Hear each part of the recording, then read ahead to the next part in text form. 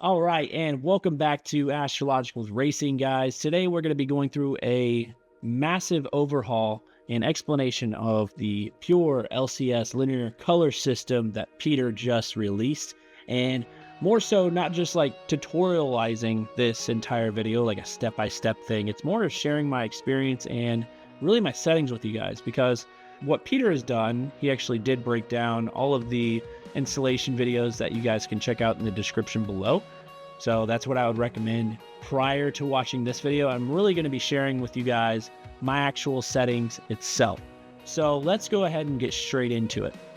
So obviously the first thing that we're going to be looking at here is the latest updates and release notes of Pure itself, the newest implementation of Assetto Corsa. Let's be real here. I think that Peter Bose has truthfully been keeping this game alive for 10 plus years, and there's no other person on this planet, him and X4 Fab, that have been really dedicated to this franchise game over the years. Anyways, let's get straight into the installation process. So we're going to double check over here. We're going to see that the latest version is indeed installed. So let's go ahead and get right over here. The custom shaders patch. We're going to start on the first setting right here called General Patch Settings. So the first settings that you guys see that are going to be implemented here, and again, please screenshot, slow down as much as you guys often as you want. Take your time. I'm not going to explain every single one of these settings. If I were to explain all of these settings, I would probably be here for probably 8 hours explaining every single one of these settings. But screenshot as needed. These are super important that you guys have all of these implemented. So we're going to move on to the general patch settings here, scrolling down so that you guys can see everything, right? Some of these physics experiments are rather important, I guess you could say, mostly because, I mean, let's be honest, the old style physics of Assetto Corsa have not been that great. Even to this date, I think that they can be a little bit better, but that's where Evo is going to come in, and I think that it's going to be an all-in-one platform where, hopefully, again, this is also open source, where everything is going to be implemented and reintroduced in the most gorgeous, beautiful fashion ever. So please, again, guys, take note of what I have here. We're going to move into brake disc. Yep, that's very obvious that we're going to have that checked. Car instruments, right? Colorful shadowing. Extra effects. Now, this is probably one of the most important. Again, I want to emphasize this with you guys. Crucially, extra effects is what's going to give your game an insane amount of, well, it's going to be very heavy, number one, on your PC, because it's going to be introducing brand new effects that maybe you guys have never even seen. When you introduce these effects, you want to make sure that you're allowing those effects into triple screen mode, okay? The triple screen mode is going to allow those other side monitors to visually see exactly what's going on all around you. But once we get to the bottom here, you guys are going to see that we're going to tweak those and boost the performance of those side monitors as well, so that we don't have a loss from quality to performance ratio. So again, take screenshots as needed, right? Fake shadows effects active, force feedback tweaks. As you guys can see, you can really fine-tune this if you really want to. Wheel peak torque, I had that at my actual torque is only 14 newton meters, but I like to keep that maxed out. Doesn't really make a difference. No, it's just going to have the output force maximized at that rate. Graphics adjustments, please, again, take note. As you guys can see, I have best quality selected. I like to keep everything really at the best quality possible if I don't have to sacrifice any quality itself to performance. So it's a fine balance that we're doing here, guys, and just pay attention as we're going through this. Again, for reference, I do have an RTX 3080 with an AMD 5800X, and I'm running triple 2K with everything. I'll be sure to double check GUI, screenshot everything as needed. Dynamic lights, this is also rather important. New AI behavior. Usually now when we know actually that AI has not been the best over the years, but anytime something new does come out, I try to keep up with that effect so that I'm able to actually have good AI in that regard, because it's just not the best. It hasn't been. So keep moving on. Nice screenshots, also important for the community. If you guys like to take cool screens, I actually have a couple downloaded just for reference. It's cool stuff. Particle effects, this is kind of cool. If you ever wanted to get into that, you can do some research. What that does is when you're driving over the road, that's when you get the car crashes, some particles and things, they will explode into little pieces and stuff like that, which is kind of cool. Rain match quality, always have this on high. Okay, that's going to give you more detailed raindrops. And drops on the screen, you want to have that unticked, because if you have physical drops on your screen and not the windshield, you're going to be very confused and ask yourself, why are there drops on my windscreen and not my actual on my screen and not my windshield? It's weird. Do not select 2048 by 2024.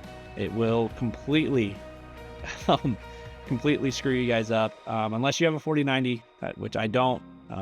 You guys can definitely go that route if you want to.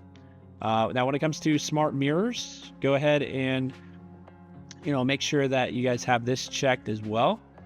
Super important that you're not over rendering anything, having the nice fine balance. So again, continue to take screenshots as needed.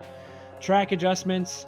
So one thing that I ran into, I actually experimented with this a little bit because I thought it was some sort of like iRacing integration where you could see like the road when the things would get a little bit, when it would get wet, and then you drive through it and it would create like dry tire marks. Don't even mess with it. Okay, so now we're back into the Pure weather script. We're gonna keep it checked on Pure LCS.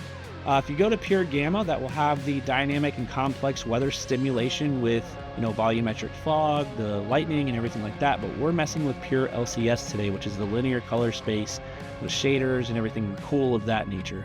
But yeah, Pure Gamma's, it's still being worked on.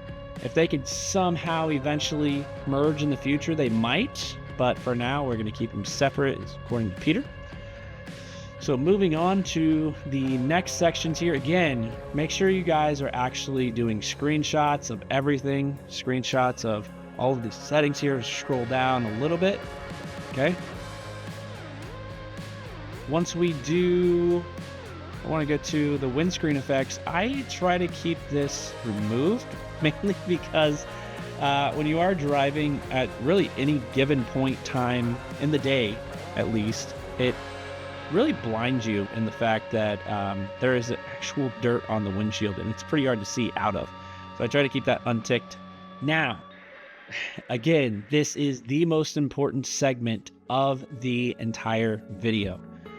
What this means, when you go to select extra effects for triple screen mode, if you just leave that on, it's going to be a little bit too hefty and it's just not going to be good. In the long run, it's going to be a major performance hit. Unless you guys are running 4090s and you guys have $4,000 or $5,000 PCs, whatever, alien PCs, you will need to optimize these settings. So make sure you select override AMD FSR quality levels for side screens. What that's going to do is turn those down to about half the quality of what they should be and boost them to a performance basis analysis. So what that means is it's going to take a lot of the load, lower it so that you're not sacrificing too much quality to performance, but reducing and meeting in the middle with a 50% value for the side screens so that you're still getting an amazing fine balance. This is one of the best balances that I've found.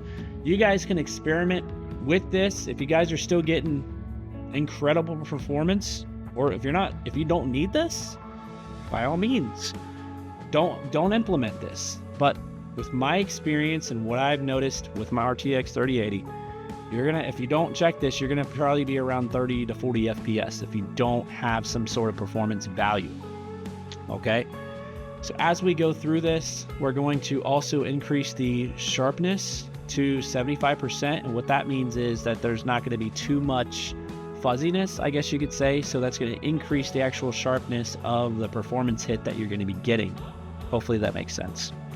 So again, take screenshots as needed, guys. We're going to keep moving on to the next section here. Now, I actually really don't mess with any of these extra settings, so we're going to actually go straight into the track here and see exactly what is going on, right? All right, so we're gonna pull configuration over, the Pure Planner over, and the weather effects debug, which is gonna be very interesting to play with you guys. And of course the PPF, which is the post-process filter. As you can see, we have the default Peter bows. All right, so again, very simple process, guys. Make sure that you are paying close attention to the actual screen here. Pause as needed. We're gonna go to the very first section, which is gonna be the post-processing adjustments. Gonna make sure that we select the correct time of day here and see what this looks like. Make sure it looks all right. Once we have the correct sunlight. Okay, so now that you guys can see the settings in front of you, I want you guys to take note of all of these adjustments that I made. These are very intentional adjustments. Now, what may look good on my end may not look good on your end, but please take these as a grain of salt, as parameters that you guys can adjust and fine tune. I think some of the most important ones is playing with the actual physical daylight and then properly exposing like the daylight multiplier and properly exposing that. So as you can see, it's probably about 0.721. And with that, that means I want it to be a fine balance of where it is. And another portion that I wanted to talk about was the actual photorealism slider that you guys can see. I like to keep that maxed out. And then keeping the sun level around 3.21 or 3.125.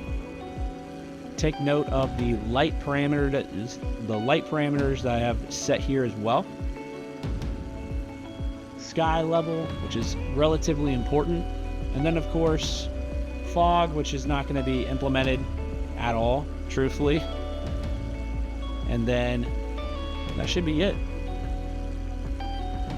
But as you guys can see, if you guys could slowly go through these settings and copying them to your actual folders here. I'm going to be exporting these files as well, but the most important thing that I want you guys to experiment with is lighting itself. And in the last video, I did make a very strong point on how important lighting is really in any situation, especially in the game itself, because if you have Philips Hue, you want to make sure that it's capturing the correct colors. Linear color space is going to work in conjunction to this entire process as well. So with that, hopefully you guys enjoyed this video. Again, I'm going to be exporting all of these settings in the description below. So if you guys have any questions, please drop them in the comments below. And with that, let's get back to racing and enjoy the rest of our week/weekend. I'll see you guys next time.